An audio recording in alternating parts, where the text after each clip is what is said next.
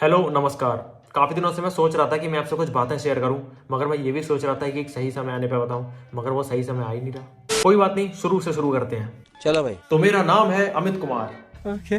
कोई नई बात नहीं है। घर में मम्मी पापा मैं और मेरी दीदी हैं जिनकी शादी हो चुकी है। आपने कई सारी शॉर्ट्स में देखा होगा, एक क्यूट से बेबी के साथ आती हैं जो मेरा भांजा है, काफ़ी मक्कार है। और पापा मेरे इंडियन आर्मी से रिटायर हैं। तो जो आर्मी ब्रैट्स है वो मेरी छोटी सी बोरिंग सी कहानी को रिलेट कर पाएंगे। नहीं। हाँ, तो 2019 में 12th करने के बाद मैंने दूसरी गलती bachelor of science with PCM लेकर की। अच्छा। और पहली गलती 10th के बाद साइंस स्ट्रीम विद मैथ्स लेकर की। ठीक है। क्यों? क्योंकि मैथ्स मेरा वीक था। मुद्दे की बात करूं तो मैं एक एवरेज स्टूडेंट था। चलो जो हुआ सो हुआ, सबको मारो गोली। अब पापा मेरे आर्मी में थे तो मुझे डिफेंस के अलावा कोई और चीज में ज्यादा आइडिया नहीं था, और पापा ने मुझे काफी अच्छे स्कूल में एजुकेशन प्रोवाइड करवाई।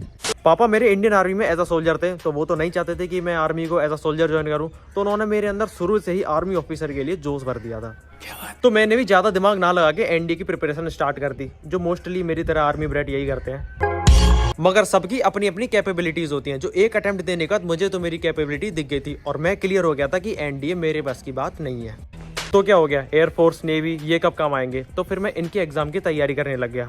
मगर कूल बनने के चक्कर में मैं टेक्निकल साइड का पेपर देता था, जैसे एयरफोर्स एक्स ग्रुप वगैरह, जिसमें 11th-12th का सिलेबस आता है, मैथ्स आती है जिसमें, और मैथ्स मेरी वीक है, तो मैं थोड़े क्या मतलब 2 या 3 नंबर से 2 बार रह गया था मैं। चल झूठा। सेम नेवी SSR AA इसका पेपर दिया और इसमें भी रह गया मैं।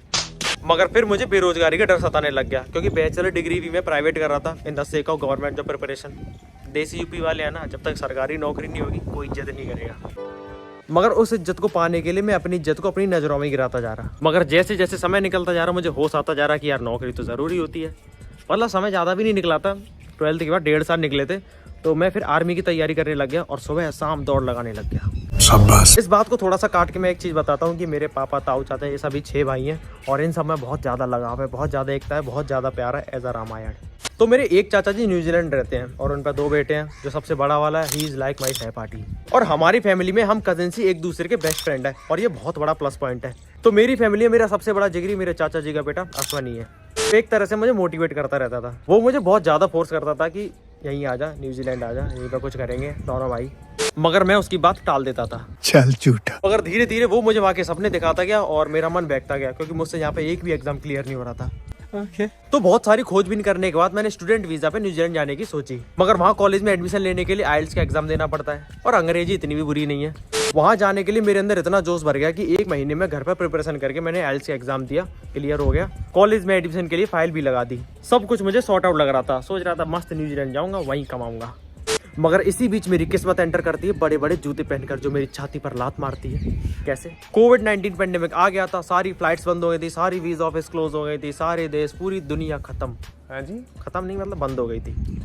मैंने कुछ महीने वेट किया, लेकिन वेट करने का कोई फायदा हुआ नहीं, तो मैं फिर यहीं पे गवर्नमेंट एग्जाम्स की तैयारी करने लग गया फिर से। अब कोविड की वजह से बहुत सारे एग्जाम्स तो यहाँ पे भी नहीं हो रहे थे, पर कोई नहीं, मैं SSC की तैयारी करने लग गया। और SSC का तो मुझे यही नहीं पता चल रहा था कि सिलेबस कहाँ से स्टार्ट हो रहा है, कहाँ खत्म हो रहा है।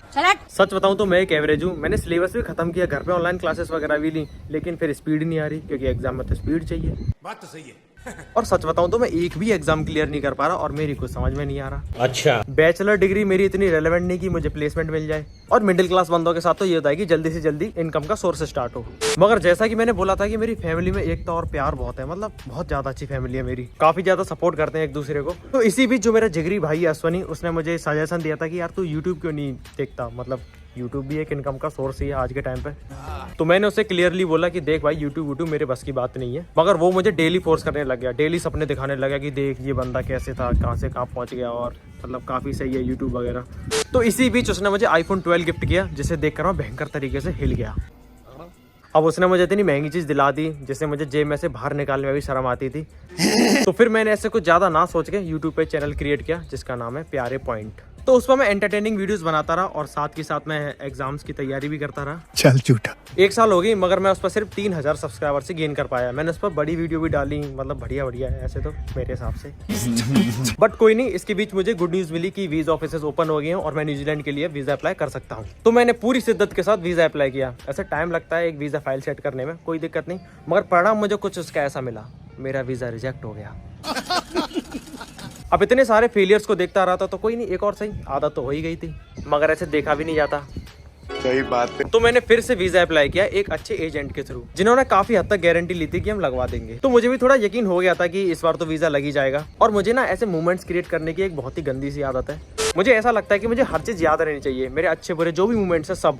मगर ऐसा पॉसिबल तो है नहीं, मैं हर चीज याद रख नहीं सकता।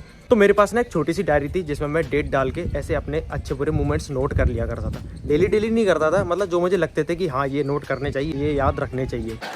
फिर मैंने सोचा कि यार ये व्लॉग्स भी तो यही काम करते हैं। मैंने ये भी सोचा था कि अगर इस बार मेरा वीजा लग जाएगा तो मेरी ऐसे नई लाइफ जर्नी स्टार्ट होगी, तो क्यों ना उन्हें याद रखने के लिए ऐसे छोटी छोटी वीडियोस बनाई जाए। मुझे ऐसा लगता था कि मेरी लाइफ ही कॉमेडी बन चुकी है, तो मैंने सोचा कि क्यों ना इसी कॉमेडी को थोड़ा और क्रिएटिव बनाया जाए। वाह क्या एक्टिंग कर रहा है। तो मैंने 25 अक्टूबर 2022 यानी दिवाली वाले दिन से एक नया चैनल बनाया जिसका नाम मैंने रखा द रोमर अमित। और मैं तब से इस पर कंटिन्यू डेली मिनी ब्लॉग्स डालने लग गया। और 45 दिन बाद मेरे 1000 सब्सक्राइबर्स कंप्लीट हुए। और तब से फिर आप सब लोग देखते ही आ रहे हो। और सच बताऊं तो अभी तक मेरा वीजा भी नहीं आया है, जो मैंने दोबारा अप्लाई किया था। तो अगर मैं बात करूं ठीक ठाक बंदे की, तो उसका नाम है शिवांशु और वो मेरे सबसे छोटे वाले चाचा जी का बेटा है। और ठेस बुद्धि जो हमारी फैमिली का तो नहीं है, लेकिन फैमिली से कम भी नहीं है, क्योंकि वो ठीक ठाक बंदे के पड़ोस में रहता है।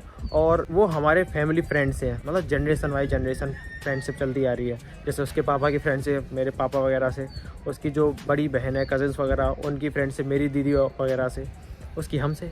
और राखी मेरी सगी बहन तो नहीं है, मगर सगी बहन से कम भी नहीं है। मतलब ये मेरी मौसी की बेटी है, इसकी मम्मी और मेरी मम्मी बहन है। एक ही दिन और एक ही परिवार में शादी हुई है, मतलब हमारे परिवार में ही। और उसके पापा मेरे ताऊ लगते हैं, उसके पापा मेरे पापा भाई। और मैं उसकी मम्मी को बड़ी मम्मी बोलता हूँ। तो बस यही थी मेरी एक छोटी सी बोरिंग कहानी। मतलब सच बताऊँ तो अब तो मेरा थोड़ा थोड़ा एक्सप्लोर करने का मन करता है, मतलब ट्रैवलिंग करने का मन करता है। हम प्लान भी कर रहे हैं और बहुत जल्द हम जाएंगे भी ट्रैवलिंग पे। मैं, मेरी बहन, टिक टाक बंदा, ठेस बुद्धि। और आपके जो भी सवाल है मैं Q&A वीडियोस में आपके सारे सवालों के जवाब दूंगा। मैं इस वीडियो के कमेंट सेक्शन में और कम्युनिटी पोस्ट पर एक मेल ड्रॉप करूंगा, जिसमें आप अपने क्वेश्चंस वीडियो फॉर्मेट में मुझे मेल करना, और मैं आपके सारे सवालों के जवाब देने की पूरी कोशिश करूंगा। आज ठेस बुद्धि नहीं आया क्योंकि आज ठेस बुद्धि का बोर्ड का एग्जाम है 12th क्लास का। मैं फिर बाहर चलता हूँ, बाहर का नज़ारा देखने, जो मैंने मिस तो कर दिया है। वाह इतने सुंदर कलर की शाम मैंने देख नहीं पाई ठीक से। मैं छत पे जा ही रहा होता हूँ कि तभी ठेस बुद्धि आया था अपनी अपाचे से दूध लेने। वाह ऐसे आए ऐसा पेपर का वो गयो नहीं हुआ। क्या का पेपर आज? हिंदी का। तो कैसा हो? एकदम बढ़िया। कौन ने कहा? सुनो, तो ये अच्छी बात है कि हमारे ठेस बुद्धि का पेपर बहुत ज़्यादा अच्छा गया है। पास तो जाएगा ना, पास हो जाएगा। जल्दी से छत पे जाकर मैं सनसेट देखने आता हूँ, मगर मिस कर दिया मैंने आज का। गुलाबी गुलाबी बादल हो रहे हैं।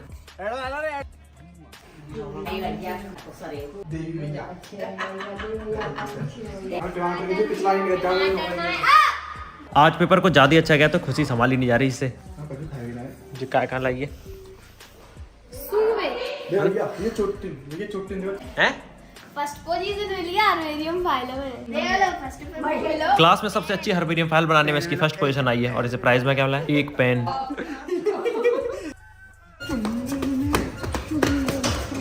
इतना अच्छा पेपर गया कि पता नहीं यार सो पाएगा कि नहीं। तो ये कोई व्लॉग नहीं था, तो बहुत जल्द हम आपके लिए तड़कता फड़कता सा व्लॉग लेकर आएंगे, जहां हम अपने शहर आगरा की एक ऑफ बीट प्लेस को विजिट करेंगे।